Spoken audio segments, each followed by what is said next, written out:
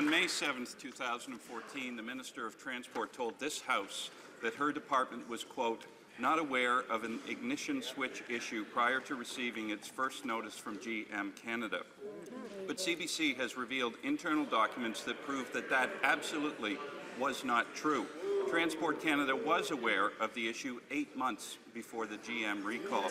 Mr. Speaker, did the Minister knowingly mislead this House? The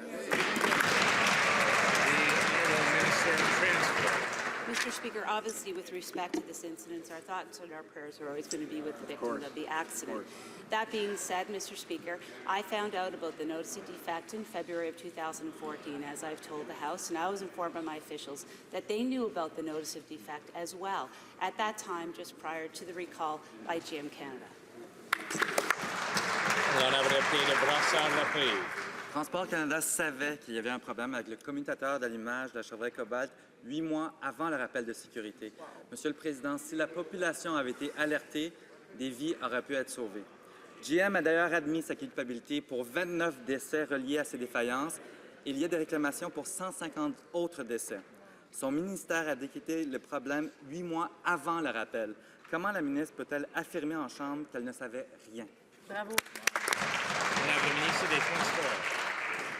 Mr. Speaker, with respect to this incident, in June 2013, Transport Canada did receive a report of a crash in Quebec where the airbags did not deploy. The vehicle went off the road late at night, struck multiple trees. They commenced an investigation at that time. They continued in their investigation, Mr. Speaker, and after the notice of defect was received by officials in February 2014, they went back and looked again at that fatal collision from June of 2013. That's the first time I learned about this accident or this investigation and the conclusions that Transport Canada reached. Mr. Speaker, in May of this year, the Minister of Transport told Parliament that Transport Canada was, quote, not aware of an ignition switch issue, close quote, prior to receiving notice from GM in February 2014.